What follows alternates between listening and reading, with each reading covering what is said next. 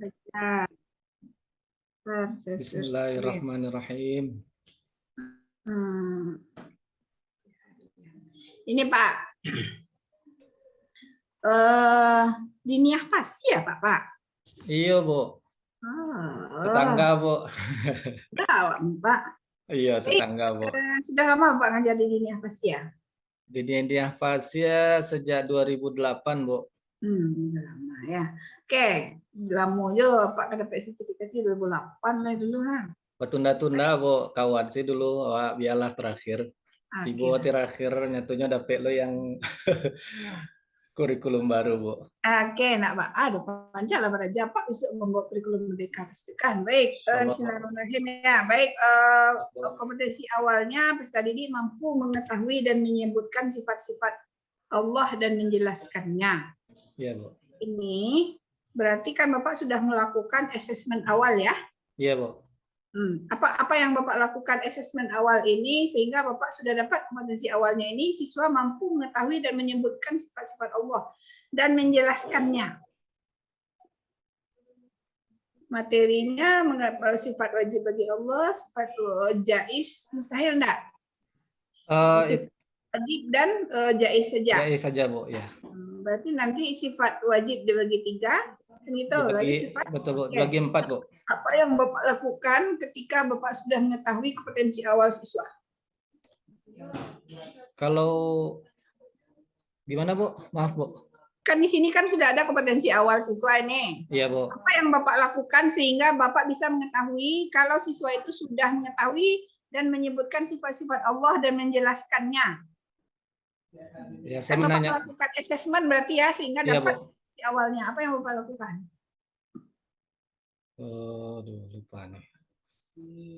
Saya mencoba untuk menanyakan kepada anak-anak itu sejauh mana mereka menguasai atau mengetahui pengetahuan dasar Ibu tentang sifat-sifat Allah. Apa yang Bapak tanyakan? Ya, mencakup mungkin apa saja pengertian dari sifat wajib, terus apa saja macam-macam sifat wajib, terus terbagi kepada berapa kelompok sifat wajib itu, apakah mereka tahu yang dikatakan dengan sifat nafsiyah, salbiyah, ma'ani ataupun ma'nawiyah. Berarti mereka sudah tahu semua. Nanti kan bisa Bapak petakan ini nanti ya. Iya Bu. Misalnya kan tidak semua ini misalnya sekian persen peserta didik sudah mengetahui sifat-sifat wajib itu terbagi kepada 3 misalnya kan itu. Tapi dia belum jelas menyebutkan satu-satunya kan gitu ya. Misalnya yang nafsiyah itu apa, yang salbiyah itu apa, yang ma'ani apa, yang ma'nawiyah. Itu sebenarnya adalah kompetensi awal kita lakukan dulu pemetaan kemampuan awal siswa, kesiapan belajar siswa tentang sifat wajib bagi Allah ini. Nah, di sini kita letakkan. Nah, baru nanti berdasarkan ini baru kita susun modul ajar ke bawahnya kan itu tuh makanya dia masuk ke informasi umum kan itu. Nah, kalau ini Bapak bikin umum sekali nih. Kalau sudah jelas semua buat apa kita susun lagi kan? Oh iya. Betul Pak. Siswa nanti yang mengetahui sifat-sifat wajib. Ada yang belum paham betul apa itu sifat wajib kan gitu ya. Nah, ada itu yang dari namanya, dasar. Ya, itu namanya melakukan asesmen awal. Asesmen awal. Ya, awal dalam sebelum kita melaksanakan proses pembelajaran bisa dengan bertanya kan gitu ya. Bertanya. Asesmen awal itu ada 3. Yang pertama untuk mengasesmen kesiapan belajar, untuk mengetahui materi prasyarat sebelum masuk materi ini kan gitu. Betul, lalu yang kedua kita mengetahui sampai di mana pengetahuan siswa tentang ini kan itu dulu ya Pak ya. Iya Bu. Nah, apalagi yang kita asesmen Pak di awal? Ya nanti kita menanyakan kepada mereka buat sejauh mana mereka mengetahui pengetahuan dasar mereka Bu tentang itu namanya asesmen kesiapan belajar. Nah, untuk kompetensi untuk asesmen awal ini apa saja yang harus kita asesmen lagi? Tadi kesiapan belajarnya sudah. Yang kedua apa lagi yang harus kita asesmen? Yang kita asesmen tentang sikap mereka Bu. Gaya belajarnya. Gaya belajarnya ya. Ya. Nah, siapa yang biasa melakukan asesmen awal yang non kognitif itu di madrasah di Diniah itu siapa yang biasa melakukan asesmen awal yang non kognitif? kalau assessment awal untuk kegiatan untuk kesiapan belajar kan itu yang kognitif ya. Iya, Bu. Kita mengassessment seberapa jauh pengetahuannya tentang materi itu dulu. Kan itu.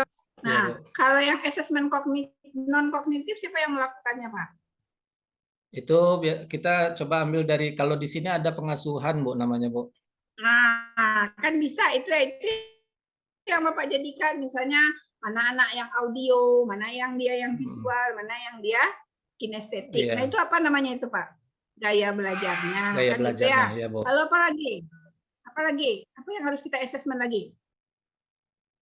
Bakat dan minat bakat. Minat bakat. Ya, Bu. Itu bisa kita letakkan di kompetensi awal ini ya nanti. Nah, ya, Bu. Ini ada profil pelajar Pancasila, ada pelajar rahmatan lil alamin, sama dengan yang tadi. Ini bukan pelajar saja, Pak, profil pelajar rahmatan lil alamin. Ya, tadi ini kan profil pelajar Pancasila. Ada profil pelajar rahmatan lil alamin. Itu ciri khas ini yang di sekolah apa, Pak? Yang di sekolah kan ada hanya profil pelajar Pancasila saja ya. Iya, Bu. Kalau di madrasah ditambah dengan rahmatan lil alamin, PPRA, iya, Bu. Ya. Nah, coba Bapak jelaskan di sini dari materi ini kenapa Bapak mengambil profil pelajar Pancasilanya bernalar kritis, mandiri, kreatif, gotong royong, dan toleransi. Berkaitan dengan bahan ajar, Bu, ya? Ya, terkait dengan materi itu. Jadi kita ingin menjelaskan kepada mereka itu kaitannya dengan P5 itu atau profil pelajar Pancasila itu, bagaimana mereka sebagai santri, kalau di sini, Bu, ya, sebagai santri itu mengetahui akidah yang sebenarnya.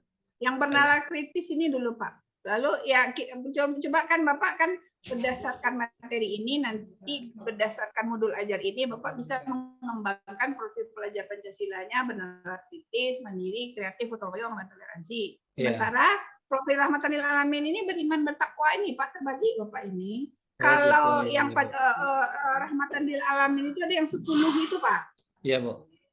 Nah, coba kalau yang profil pelajar Pancasila, bagaimana Bapak mau bisa menanamkan nilai bernalar kritis melalui materi ini? Ya, agar mereka nanti ketika kita menanamkan kepada mereka bahwasanya Allah itu wujud, walaupun di sini kan ada rahmatan lil alamin, Bu, ya. Tapi bernalar kritis ini karena mereka dihadapkan dengan berbagai macam nanti ketika di masyarakat mereka akan menghadapi berbagai macam karakter ataupun latar belakang masyarakat gitu. Sehingga ketika mereka ditanyakan, mereka itu bisa menjelaskan sebenarnya yang namanya Tuhan itu seperti apa gitu. Apakah yang dikatakan Tuhan itu esa, dan seperti apa sifat-sifatnya sehingga orang mukmin itu mereka beriman kepada Allah gitu, Bu. Nah, inilah yang kita tanamkan. Oke, kalau mandiri? Kalau mandiri itu menanamkan apa yang bisa kita contoh atau kita ambil teladan dari sifat-sifat Allah itu gitu, Bu. Kalau kreatif? Nah, kalau kreatif ini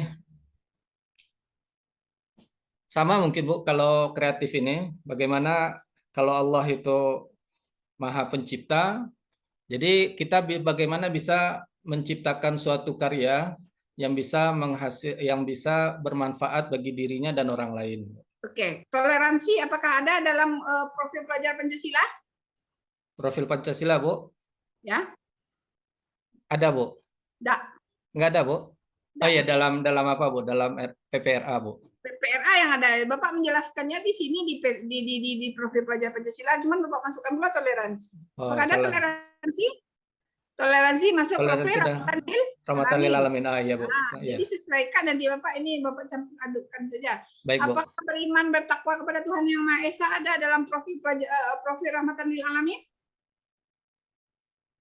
Tidak ada, Bu. Ya, kan Bapak sudah mengasih sinyal di atasnya profil rahmatan lil alamin, cuman Bapak masukkan beriman bertakwa dan kepada Tuhan Yang Maha Esa. Berarti kan dia kan bukan termasuk profil rahmatan lil alamin.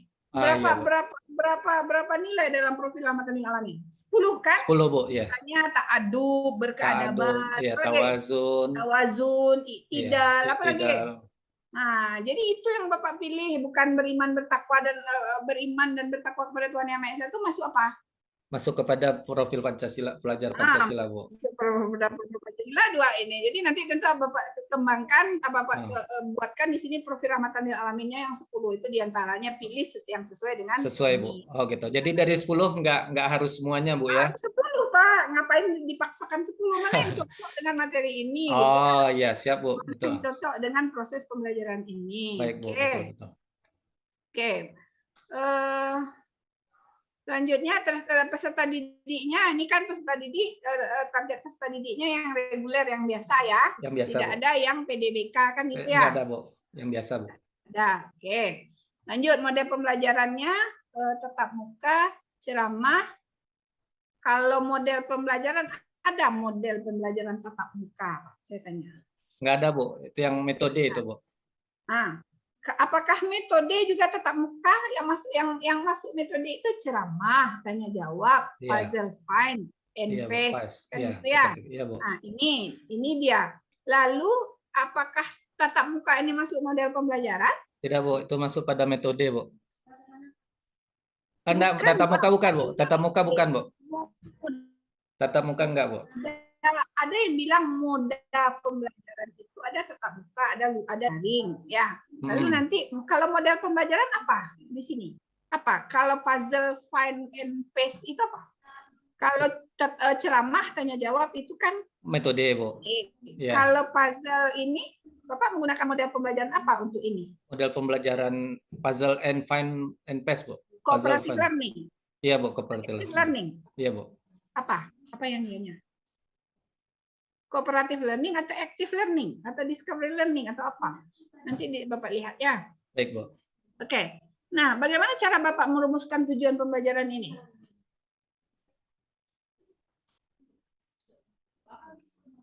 Ini kan sudah ada tujuan pembelajaran ini. Iya, Bu. Bagaimana cara Bapak merumuskan sehingga keluar tujuan pembelajaran ini? Aduh, ini salah buat, Bu. Harus 2 kalimat syahadat, Bu. Nah, tadi belum saya rubah. Coba Bapak ini di fase apa nih? Di fase E, Bu. Fase E. Coba kita lihat caranya ya, Pak ya, supaya paham. Baik, Bu. Fase E, akidah akhlak, Bu. Fase E. E, Bu. Kelas 10. Fase E, coba kita lihat ini di mata pelajaran. Ini SKI, Bu. Lama. Saya lihat di luar saja dulu, saya stop dulu share-nya supaya jelas. Baik, Bu. Bagaimana cara, sebentar Pak. Baik, Bu. Saya carikan sebentar di sini cepat. Baik, Bu. Aduh.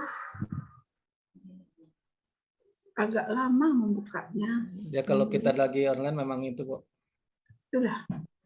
Agak lama keagamaan. Menghafal. Tidak akhlak. Aduh, lama belum membukanya. Nah, jadi nanti Pak, cara merumuskan TP itu dirumuskan dari apa, Pak? Dari CP, Bu. Dari CP. Yang merumuskan CP siapa? Yang merumuskan CP itu kementerian, Bu. Kementerian. Kalau di madrasah berdasarkan apa aturannya? SK mengajar. SK Dirjen. Ya, Bapak cari nanti SK Dirjen nomor 3211. 3211, Bu. Baik, Bu. Ya, jadi itu nanti misalnya Bapak cari nanti kalau pembelajaran akidah akhlak di fase E itu apa CP-nya, per elemennya kan itu ya. Iya, Bu. Nah, bagaimana cara Bapak merumuskan TP dari CP yang sudah ada? Bagaimana caranya? Caranya belum tahu, Bu, gimana, Bu. Cuman kita menurunkan saja apa dari CP itu. Mengembangkannya, Bu. Yang pertama caranya Bapak langsung merumuskan TP dari CP yang ada langsung saja. Kita lihat TP-nya, lalu kita rumuskan menjadi kita lihat CP-nya, kita rumuskan nanti menjadi beberapa TP. Nah, lihat CP-nya langsung. Lalu cara yang kedua yaitu dengan menganalisis kompetensi dan lingkup materi yang ada pada CP. Misalnya dianalisis, misalnya berapa buah kompetensi yang ada dalam deskripsi CP itu. Nah, misalnya ada menganalisis, mengamalkan atau apa. Lalu kita analisis mana kompetensinya, mana lingkup materinya. Lalu yang ketiga kita merumuskan CP itu lintas elemen namanya. Elemen akidah apa saja, Pak? Akidah, terus akhlak, akidah, akhlak, adab, dan apa Bu? Keteladanan Bu. Kisah teladan itu kan masing-masing kan ada CP-nya kan? Iya Bu. Bapak sudah lihat kan yang di SK Dirjen ada Bu. Ada Bu. Jadi itu yang kita langsungkan, kita rumuskan TP-nya. Gitu. Iya Bu. Nah, lalu untuk setelah ada TP kita rumuskan KKTP-nya. Nah, bagaimana cara Bapak merumuskan KKTP? Dengan menguraikan apa yang ada di TP, Bu. Bagaimana cara menguraikannya? Dimulai dari, ini nggak ada kaitannya masalahnya, memahami 2 kalimat syahadat. Nah, ini kan lain lagi nih ya, Bapak. TP-nya beda, ini KKTP-nya lain lagi. Lupa, Bu. Iya, Bu. Ini mengopi, cuman lupa yang untuk TP-nya, Bu. Jadi harus sesuai, Pak. Nanti Bapak sendiri yang nanti susah ketika melaksanakan pembelajaran. TP-nya lain, KKTP-nya lain kan. Iya, Bu. Berarti ini TP-nya seharusnya apa? Seharusnya bunyi TP-nya apa, Pak? Ini kan di sini memahami 2 kalimat syahadat, kita bukan itu ya. Saya buka Bapak lagi mengenai nih, sifat wajib, berarti sifat wajib. Apa? Ya, tolong Bapak betulkan apa seharusnya TP-nya di sini. Iya, Bu. Ini kan salah nih. Salah, Bu, ya. Jadi apa seharusnya?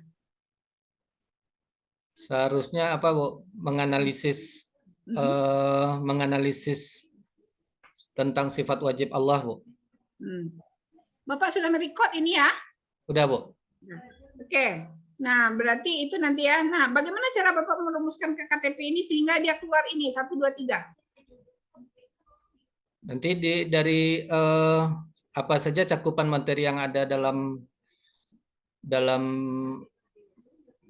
submateri dari materi tersebut, Bu. Nanti kita uraikan. Gimana? Kalau merumuskan KKTP itu idealnya Pak ya ada 3 cara juga. Yang pertama dengan deskripsi kriteria. Kira-kira misalnya menguraikan sifat wajib bagi Allah itu apa kriterianya? Harus jelas dengan deskripsi kriteria. Yang kedua dengan menggunakan rubrik. Yang ketiga dengan menggunakan interval nilai. Nah, itu yang digunakan yang apa itu namanya cara yang bisa digunakan untuk merumuskan KKTP. Nah, ini kayak indikator pada kurikulum Kutilas saja itu ya, Pak ya. Iya, Pak. Nah, selanjutnya di pemahaman bermakna. Apa ini maksud dengan pemahaman bermakna, Pak? Pemahaman bermakna. Apa ini maksud dengan pemahaman bermakna?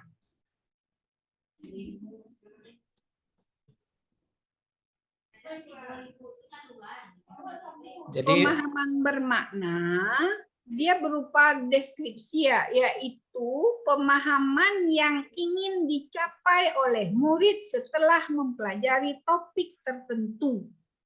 Jadi pemahaman yang ingin dicapai oleh murid setelah mempelajari topik tertentu. Nah, dengan pemahaman bermakna ini bisa membantu guru menjelaskan apa manfaat pembelajaran atau apa tujuan pembelajaran dari sebuah materi ajar. Nah, kalau berdasarkan pengertian ini, kira-kira apa pemahaman bermakna dari topik ini? Itu bagaimana siswa itu setelah diajarkan, mereka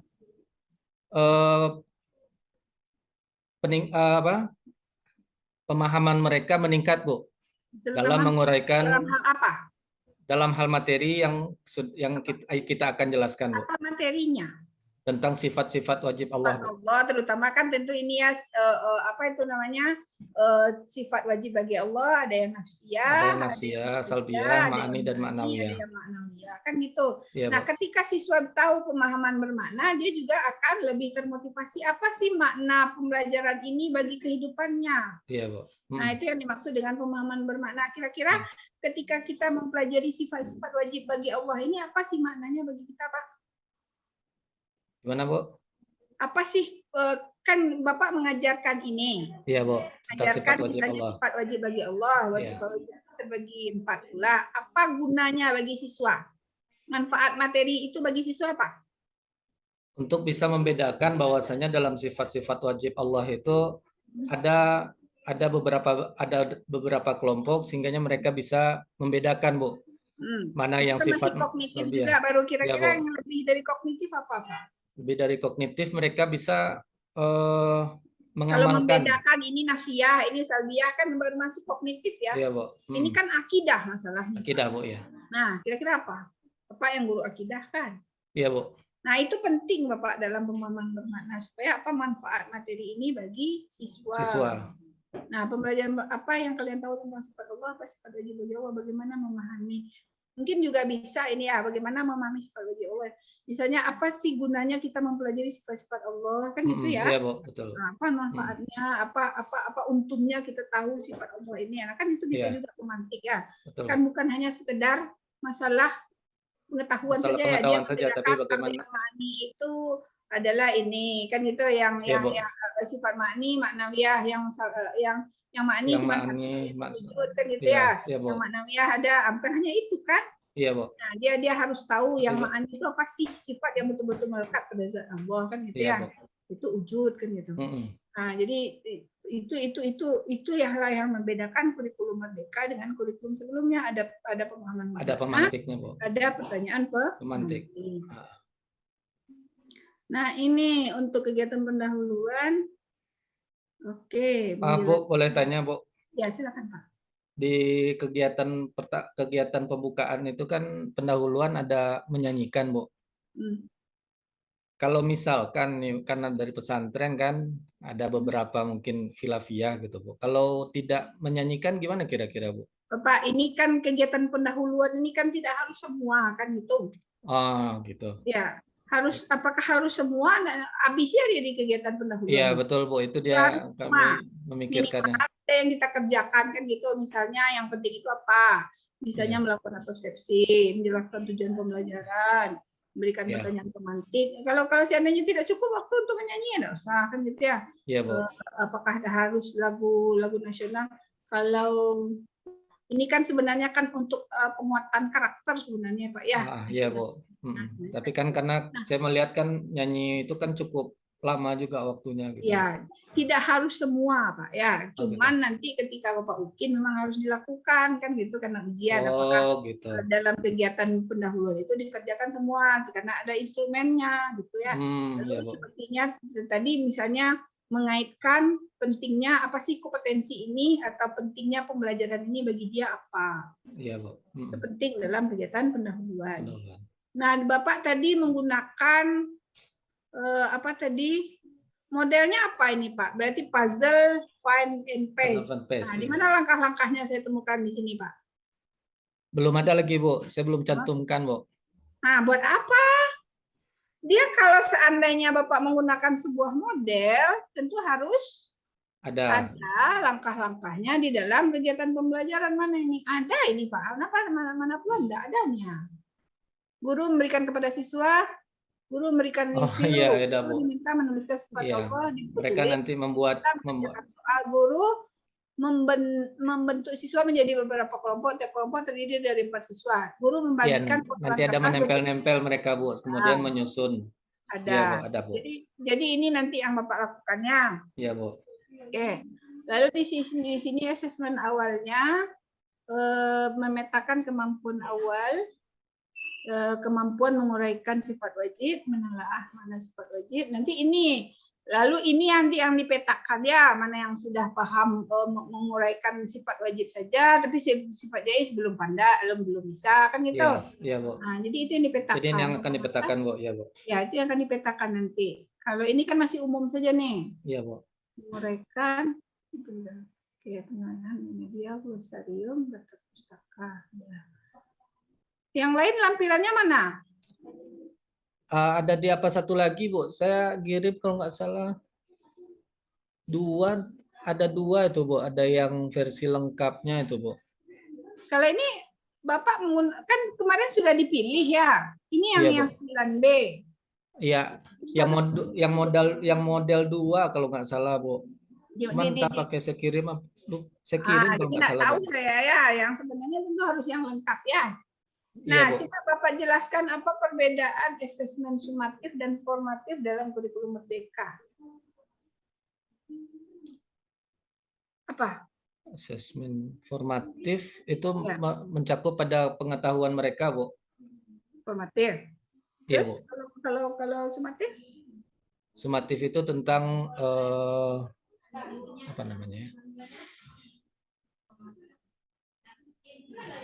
Afektif, Bu. Tentang afeksi mereka, Bu. Apakah begitu? Apakah begitu?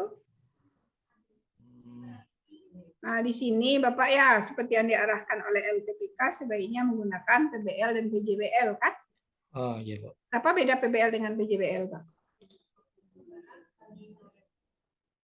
Kalau PBL itu problem, Bu. Problem based learning. Problem based learning. Kalau jadi, PJBL project. Bagaimana sintaks dari PBL itu? Kalau langkah-langkah PBL itu Bapak tahu? Tidak hafal, Bu. Kalau PJBL? PJBL ada buat cuman tidak memperhatikan seksama, Bu. Kira-kira apa perbedaan mendasar dari PBL dengan PJBL? Perbedaan mendasar dari dua model itu. Yang satu problem based learning, yang kedua project based learning. Project based learning. Kira-kira apa yang apa itu namanya perbedaan mendasar dari kedua model itu? Kalau problem kan yang apa malah disarankan oleh LPPK kan menggunakan model PBL. Kira-kira mendasar dari kedua model itu apa? Kalau PBL itu berdasarkan permasalahan yang muncul dalam pembelajaran. Ya, pembelajaran berbasis masalah. Ada masalah yang akan dipecahkan dalam pembelajaran tersebut. Tentu masalahnya terkait dengan materi. Bapak carikan sebuah masalah terkait dengan materi, itu yang akan didiskusikan melalui sintaks PBL. Akhirnya melalui PBL itu materi juga tersampaikan gitu. Mereka mencoba memecahkan masalah. Nah, kalau PJBL? Project based learning. Ini yang belum paham kalau project, Bu. Project itu dia menghasilkan sebuah proyek, Pak. Apa yang dihasilkannya? Misalnya dia menghasilkan video, dia menghasilkan apa gitu ya. Nah, jadi itu yang membedakannya, ada proyek yang harus dihasilkan, ada sesuatu karya. Itu oleh siswa, Bu? Oleh siswa, misalnya dia bikin video, misalnya kan. Dia bikin, nanti di akhir dia harus membuat mind mapping tentang pembelajaran dengan tentang materi pembelajaran, kan ada project itu di akhir. Ada project, ya. Nah, jadi itu yang membedakan antara project dengan problem. Oke. Ya, ada glosarium, ada daftar pustaka. Tadi apa perbedaan antara asesmen formatif dengan sumatif tadi, Pak? Kalau formatif itu dalam kurikulum Merdeka. Kalau dalam kurikulum 13, UH itu termasuk formatif ya? Iya, Bu. Kalau dalam kurikulum Merdeka, apakah UH termasuk formatif? Termasuk, Bu. Tergantung tujuannya. Kalau tujuannya dimasukkan sebagai data rapor, dia termasuk. Tapi kalau dia tidak sebagai data rapor, nanti tidak dibagi-bagi nilainya, hanya untuk memperbaiki atau mengetahui ketercapaian tujuan pembelajaran, untuk merefleksikan, itu dia termasuk formatif saja, tidak termasuk nanti sumatif. Nah, kira-kira apa perbedaan formatif dengan sumatif dalam kurikulum Merdeka? Kalau formatif itu dilakukan di luar, itu dilakukan setelah proses, Bu? Setelah proses pertemuan. Kalau formatif itu asesmen yang dilakukan pada awal pembelajaran dan pada saat proses pembelajaran, itu formatif itu. Banyak tekniknya. Apa saja yang bisa Bapak lakukan teknik untuk tes formatif ini sepanjang proses pembelajaran atau pada saat pembelajaran, gunanya untuk refleksi, untuk perbaikan terhadap proses pembelajaran. Apa saja kira-kira instrumennya yang bisa Bapak lakukan atau tekniknya? Bisa dengan observasi, kan gitu ya. Bisa dengan penilaian teman sejawat, bisa penilaian diri sendiri, kan gitu. Nah, itu namanya formatif. Kalau sumatif, asesmen yang dilakukan, yang datanya itu untuk nilai rapor. Nah, itu bedanya dengan kurikulum sebelumnya. Kalau dalam kurikulum 13 kurikulum Merdeka itu pembelajaran dan asesmen itu dia saling terkait. Ya, dalam proses pembelajaran selalu juga dilakukan asesmen.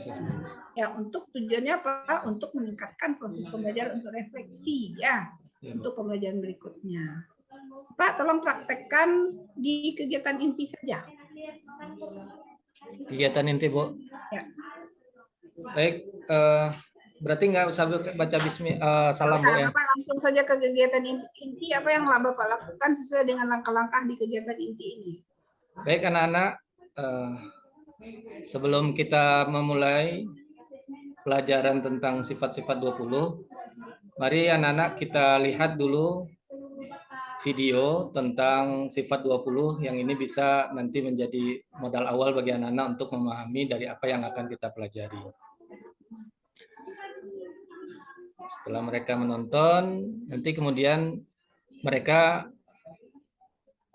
baik anak-anak, coba bacakan siapa yang bisa membacakan pengertian, siapa yang bisa menyebutkan pengertian dari sifat wajib Allah. Baik, anak-anak, sifat wajib Allah, nanti saya menjelaskan tentang sifat wajib Allah, bahwasanya jelaskan saja agak sedikit. Sifat wajib Allah adalah sifat yang melekat pada Allah dan tidak ada yang menyerupainya, apakah itu benda ataupun makhluk-makhluk lainnya. Nah, sifat-sifat wajib itu terdiri dari 20 sifat. Yang pertama wujud, itu yang artinya adalah ada, di mana yang ada ini hakikatnya sebagai Allah sebagai Tuhan itu memang ada, karena dia akan mengadakan sesuatu yang tidak ada. Nah, nanti ada juga setelah itu adalah kidam. Kidam adalah bagaimana Bapak cara menjelaskan ada ini? Apa beda ada Allah dengan ada kita? Ada manusia, kita ada juga. Kan harus itu kan akidah ya Pak ya. Kalau ada kita ada yang mengadakannya, ada ayah ibu kita kan itu ya. Iya, Bu. Ya karena kan guru akidah ini akidah Pak, kalau salah-salah anak tidak ada yang memperbaikinya, dosanya dunia akhirat. Ini dicarinya nah apa yang salah menanamkan akidah kamu. Nah, bagaimana cara Bapak menjelaskannya? Apa beda ada kita dengan ada Allah? Sama-sama ada kita kan? Ada, Bu, ya. Gimana? Kok ada ini kok ada? Allah ada, kita wujud juga sekarang. Iya. Ada kita ada sebab nggak? Jadi adanya kita itu karena ada yang mengadakan, sedangkan Allah itu tidak ada unsur manapun yang menciptakannya. Ada dengan sendirinya kan gitu ya. Kalau kita ada karena ada orang tua kita, kalau tidak ada orang tua kita tidak bakalan ada gitu ya. Iya, Bu. Mungkin itu yang perlu dijelaskan ya Pak ya sama siswa ya. Iya, Bu. Nah, saya kemarin di Sanamiah belajar apa nih nafsiyah ini. Tidak dijelaskan sama gurunya. Yang ada itu apa? Apa beda kita dengan ada manusia dengan ada Allah katanya kan? Yeah. Ada kita karena ada orang tua kita, karena terjadi pernikahan antara ada sebabnya kan gitu ya. Yeah. Nah, kalau nak ada orang tua tuh nak luka dua wak nak. Yeah. Nak menikah orang tua, nak entah sial makhluk lainnya yang ada kan gitu ya. Ada Allah berarti ada dengan sendirinya kan itu ya, tidak seperti adanya makhluk yang ada di dunia ini kan itu. Nah, mungkin begitu ya. Lanjut Pak. Baik anak-anak, gimana Bu? Lanjut Pak, Bapak praktekkan. Baik anak-anak, sekarang coba Apakah anak-anak sudah paham semuanya? Iya. Baik, coba apakah ada yang bertanya tentang materi ini? Oh ya, Fulan bertanya tentang apa? Coba anak-anak siapa yang bisa menjawab dari pertanyaan si Fulan? Bagus. Ini memang kita perlu ada semacam tanya jawab sehingga kita bisa saling berbagi. Mungkin ada yang tidak tahu dari Ananda semuanya dan ada yang tahu sehingga yang tahu ini bisa saling berbagi. Cukup Pak. Ada kiranya satu lagi. Bapak menyusun PTK kemarin? Ya Bu. Apa yang Bapak apa permasalahan yang terjadi di kelas Bapak sehingga Bapak melakukan PTK? Mereka masih mereka menganggap bahwasanya dalam proses belajar, bukan menganggap, saya melihat mereka itu ada kebosanan dalam proses belajar karena cenderung metode yang diajarkan itu ceramah sehingga mereka bosan. Berarti Bapak mau meningkatkan motivasi belajar meningkatkan motivasi melalui PBL Bu, program based learning. Nah, di mana Bapak buat program based learning? Kan kemarin kan katanya penelitian tindakan kelas harus pakai dua. PPL kan itu harus terintegrasi PBL atau PJBL. Ya, mana dia? Bapak tidak buatkan di sini.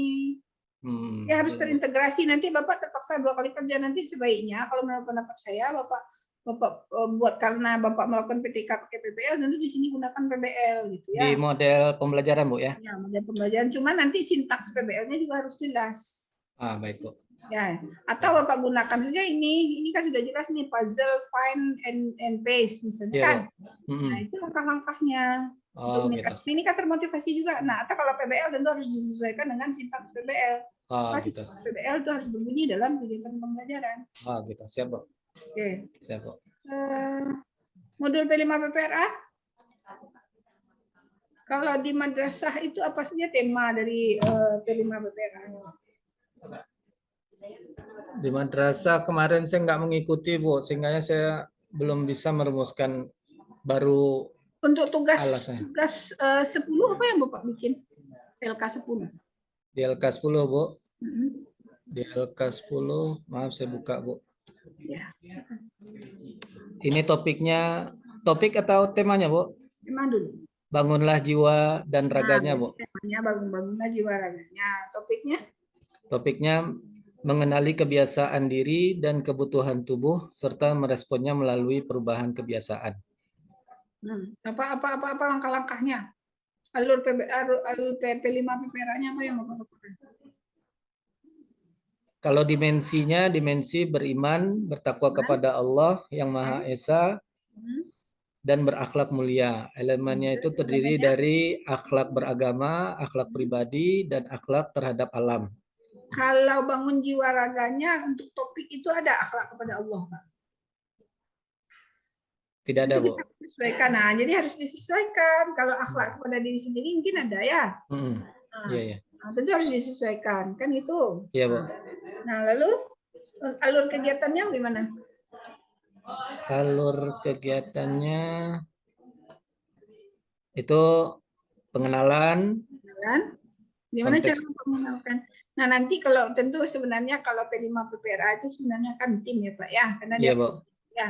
Cuman ini karena PPG tentu kita sesuaikanlah dengan kondisi ya. Iya, Bu. Oke, mungkin cukup Pak sampai di sini. Bapak jangan keluar dulu, kasih tahu teman dulu. Bapak stop dulu recordnya. Baik, Bu.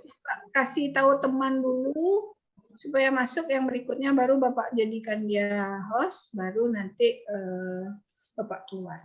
Baik, Bu. Saya stop recordnya dulu, Bu ya. Iya. Terima kasih, Bu, atas ilmunya. Bermanfaat sekali ini, Bu. Assalamualaikum.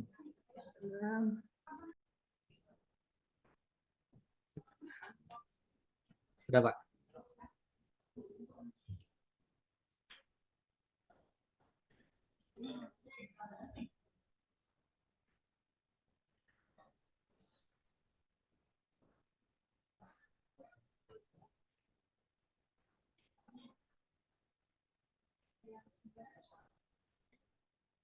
Sudah, Pak. Sudah bisa kita mulai, Pak.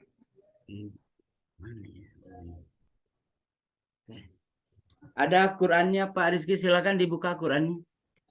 Surat berapa? Surat apa, Pak? Kita surat Al-Baqarah ayat 30. Al-Baqarah ayat 30, Pak. Baik, Pak. Sudah, Pak. Nanti Pak Rizky yang setiap ujian, Pak Rizky aja dulu, yang ujian dengan saya di screenshot ya. Baik, Pak. Baik, Pak. Nanti kirim ke grup. Baik, Pak. Sebagai bukti bahwa Pak Rizky sudah ujian, ya. Baik, Pak.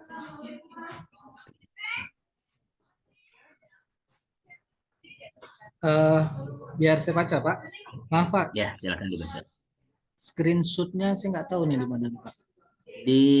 Kebetulan saya nggak bawa mouse ya. Snipping tool. Buka snipping toolnya. Ini harus pakai mouse. Kalau nggak pakai mouse nggak dapat.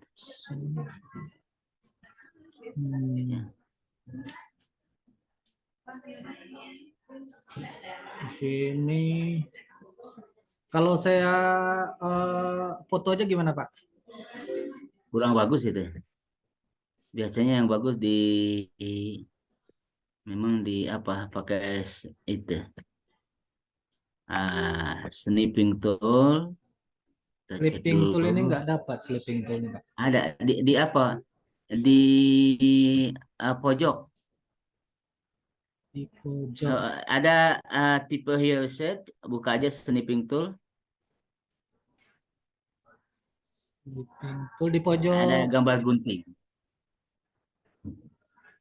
Yang ada di sini view, Pak.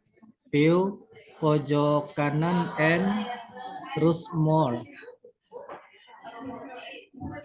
Enggak, yang di samping apa itu di bawah ada gambar lensa kan, tulis aja snipping tool akan muncul dia. Ada di sini, Pak. Enggak ada ya? Enggak ada. Oke, coba aja dipoto hasilnya gimana. Coba dikirim ke grup hasilnya kayak gimana. Baik, Pak. Sebagai bukti aja. Saya juga belum mengambil gambar apa ini. Bentar, video.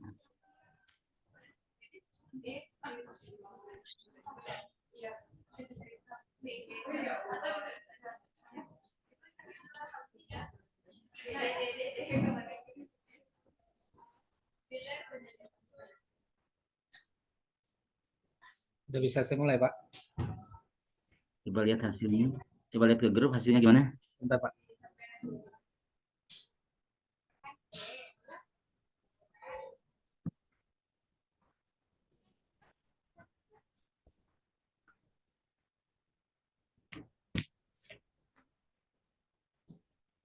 Sudah, Pak. Sebentar, Pak. Iya.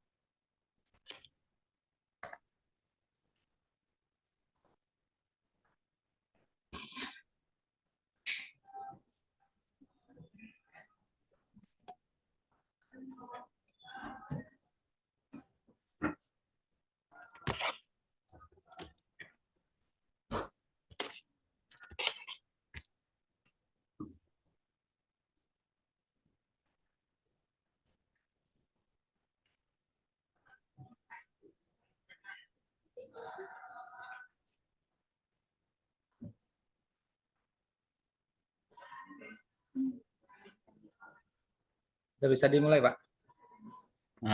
Sudah. Bagus hasilnya enggak? Cukup bagus, Pak. Lumayan. Saya cek dulu. Ada nomor saya dikirim Japri ke saya. Baik Pak, sebentar Pak.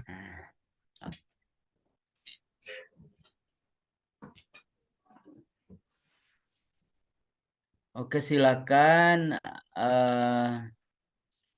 Pak Rizky untuk memulai bacaan Qurannya.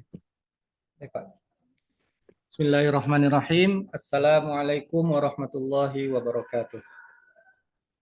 Waalaikumsalam warahmatullahi wabarakatuh. A'udzu billahi minasy syaithanir rajim. Bismillahirrahmanirrahim. وَإِذْ قَالَ رَبُّكَ لِلْمَلَائِكَةِ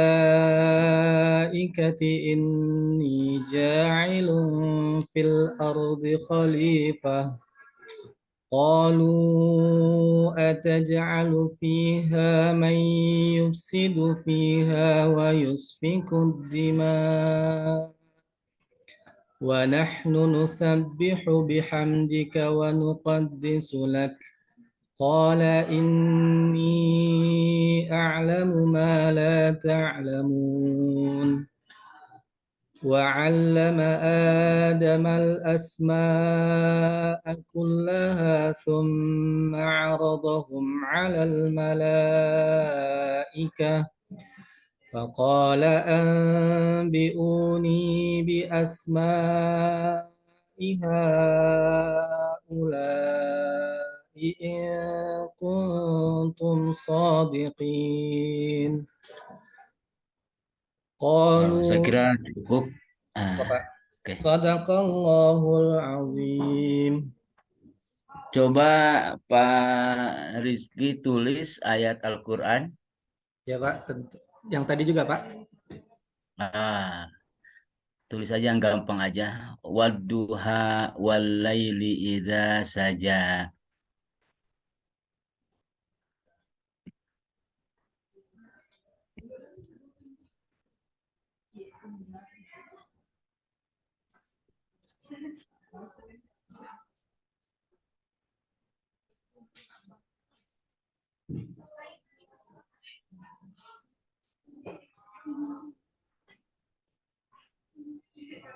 Ya Pak.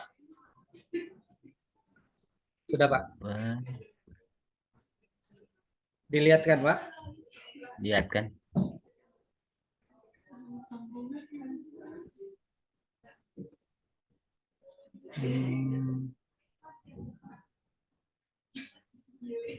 Wadduha walaili idza saja. Oke. Oke, saya sudah dapat.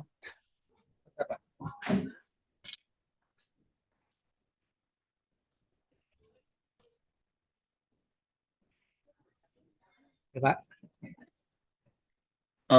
Kita lanjut ke uji materi yang diajukan Pak Rizky tentang sifat-sifat 20 ya? Iya Pak, betul Pak.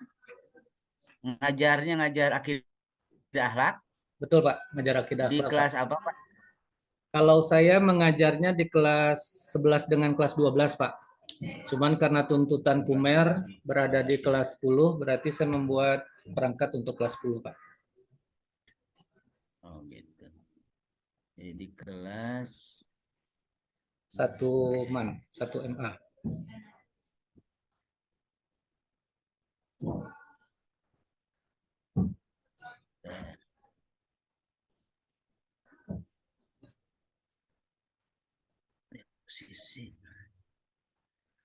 Sifat 20 itu boleh kita ulang dulu Bu. Pak, silakan disebutkan apa saja yang sifat 20 itu. Kalau yang sifat wajib itu wujud, qidam, baqa, mukhalafatuhu lil hawadisi, qiyamuhu binafsihi, wahdaniyah, qudrah, iradah, ilmun, haya, sama, basar, kalam, qadir, muridan, aliman, hayyan, sami'an, basiran, mutakalliman. Ini sifat 20 ini sebetulnya kan Allah punya sifat ya. Iya, Pak. Dalam pandangan ilmu kalam ada yang berpendapat Allah nggak perlu sifat, ya, Iya, Pak. hanya zat saja. Iya, Itu Pak. yang punya pandangan nggak perlu sifat itu aliran apa? Kalau alirannya dalam ilmu kalam, Pak ya. Ya, kalau dalam ilmu kalam ya. Dalam ilmu kalam alirannya eh Maturidiyah, Pak. Oh, coba Pak Rizky masih ingat nggak aliran-aliran kalam itu ada Khawarij, Ada Murji'ah, Mu'tazilah, Qadariyah, Jabariyah, Qadariyah, Mu'tazilah, Mu'tazilah, Asy'ariyah, Asy'ariyah, Maturidiyah. Maturidiyah. Aliran yang tidak mengakui ada sifat Tuhan itu adalah aliran Mu'tazilah. Mu'tazilah, Pak. Ya. Mu'tazilah, Pak. Jadi bagi Mu'tazilah Allah tidak punya sifat, hanya ada zatnya saja. Zatnya saja. Sebab Ya, kalau Pak. ada sifat maka akan ada dua yang kekal. Zatnya kekal, sifatnya juga kekal. Kalau ada dua yang kekal maka itu jatuhnya perbuatan syirik. Syirik. Itu menurut Mu'tazilah, Ya, Pak ya. menurut Mu'tazilah. Maka yang melawan Mu'tazilah ini adalah aliran Asy'ariyah. Syariah. Asy'ariyah kemudian menetapkan sifat Allah ada 20. Jadi penetapan sifat Allah itu 20 berdasarkan perspektif pemikiran Abu Hasan Al-Asy'ari ya. Iya, Pak, Al-Asy'ari. Ya, ada 20 sifat. Kemudian yang mustahil ada berapa? Ada 20, Pak. Mustahil ada 20. Yang jaiz? Yang jaiz 1, Pak. Yang jaiz 1. Jadi ada 41 ya. 41. Kemudian dalam sistem teologi Asy'ariyah yang wajib bagi Rasul ada 4, mustahil 4, yang jaiz 1. 1. Iya, Pak. Jadi 9. Sehingga total sifat yang harus diketahui yang wajib dan mustahil dan jaiz semuanya ada 50. Iya, Pak. Nah, itu sistem dalam teologi Asy'ariyah. Sifat 20 yang wajib itu dibagi 4 ya. Betul, Pak. Iya, Pak. Satu sifat nafsiyah, yang kedua salbiyah, makna, 3 ma'ani, maknawiyah, 4 maknawiyah. Sifat yang nafsiyah itu ada berapa? Sifat maknawiyah 1, Pak, yaitu wujud, Pak. 1 aja. Iya, Pak. Wujud.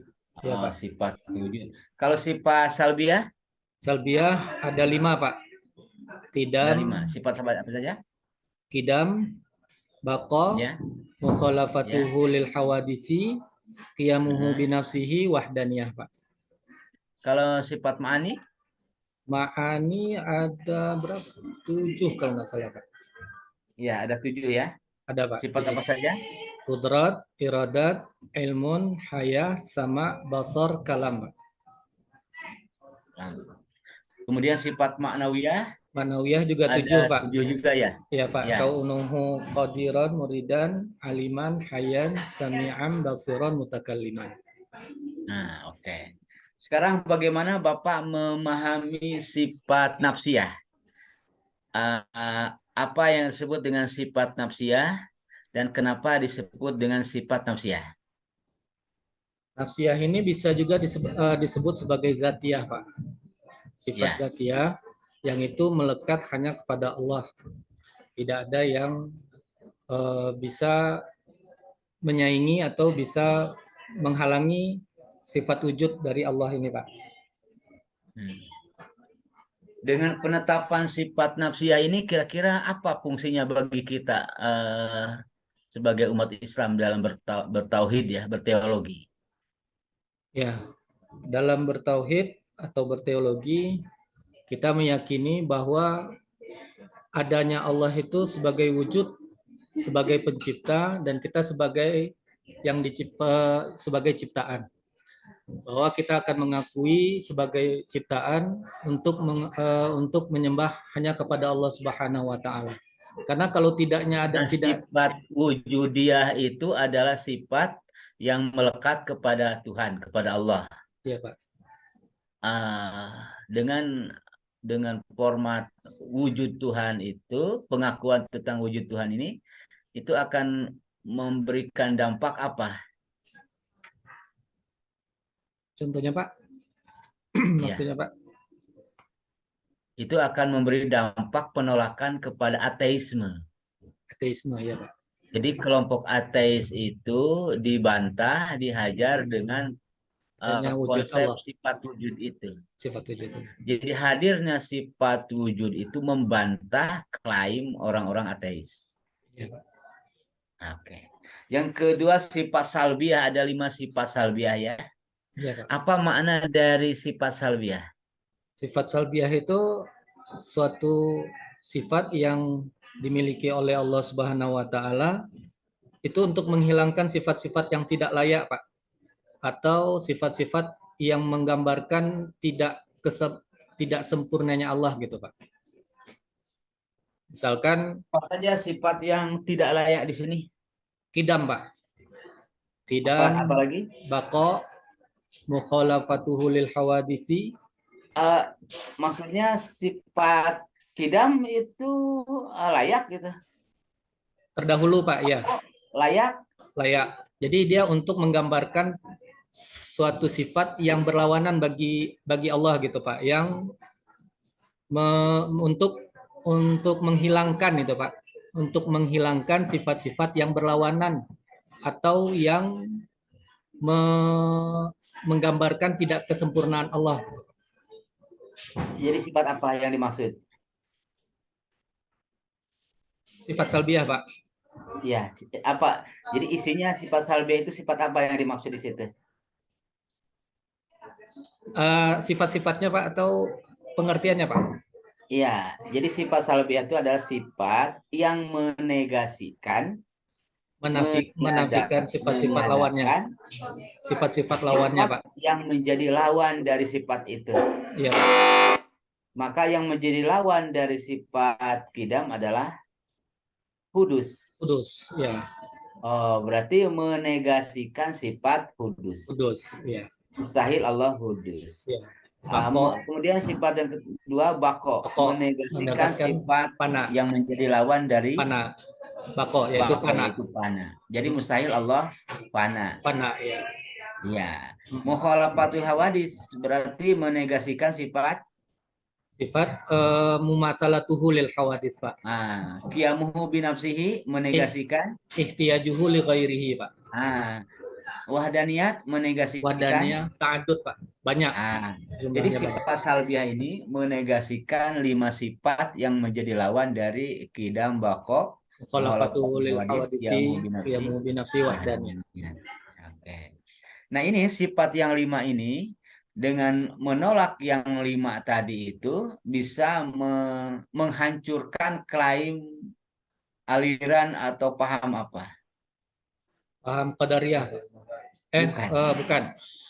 Qadariyah, Mu'tazilah.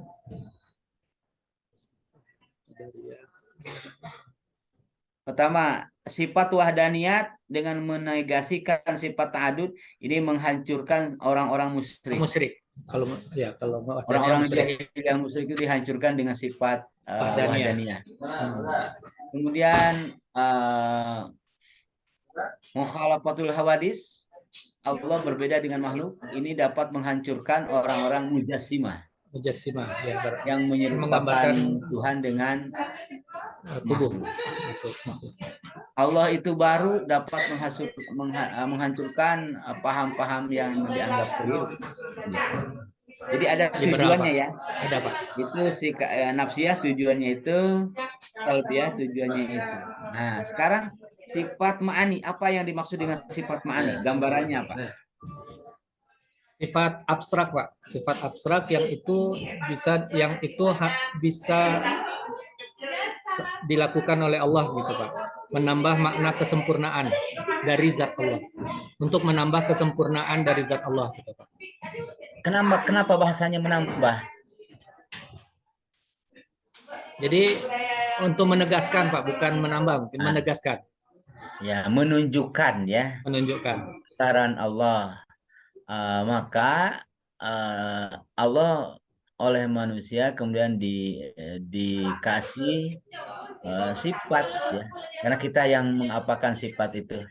kudrot, bahwa Allah itu kuasa, bahwa Allah itu berkehendak, bahwa Allah itu hidup, berilmu, nah, gitu ya, berfirman, mendengar, melihat, dan berfirman. Nah, itu menunjukkan kebesaran Allah. Oke, itu sifat ma'ani. Nah, sekarang sifat maknawiyah. Apa maksud dari sifat maknawiyah? Sifat maknawiyah itu sebagai sifat yang ada pada sesuatu yang disifati oleh Allah, Pak. Ya. Contohnya kaunuhu qadiron, maksudnya apa? Allah Maha berkehendak. Allah Maha berkuasa. Maha berkuasa. Apa bedanya dengan sifat kudrat? Kalau kudrat itu yang dilakukannya, Pak, untuk menggambarkan Allah melakukan itu. Tetapi kalau qadir itu segalanya itu ada pada zat Allah gitu. Bisa dijelaskan lebih sehingga bisa paham gitu apa bedanya kudrat dan kaunuhu qadiron. Kaunuhu qadiran. Kalau qadiran itu kudrat itu berkuasa.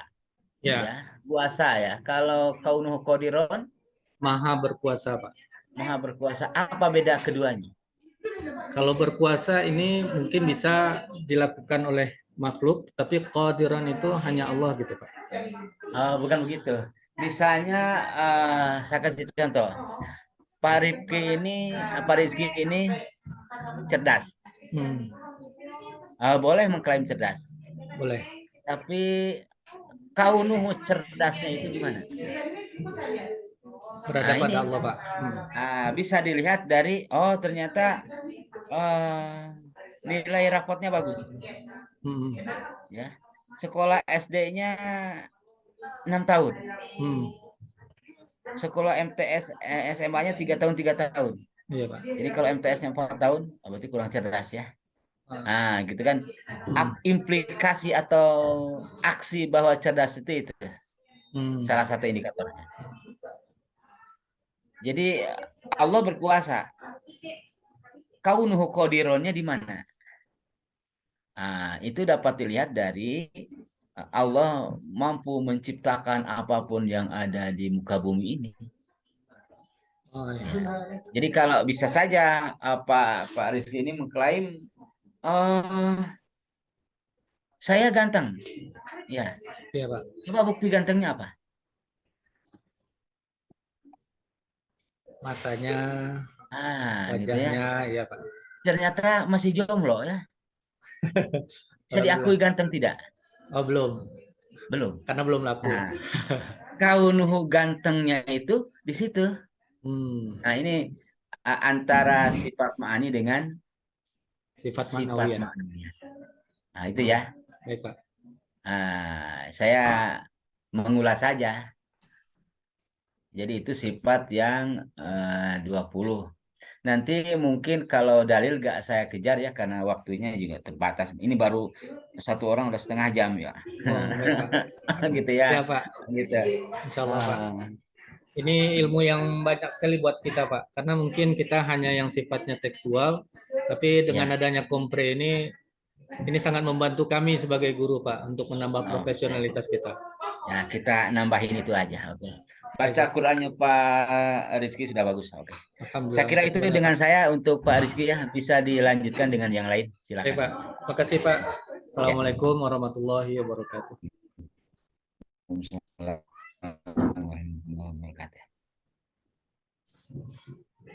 Saya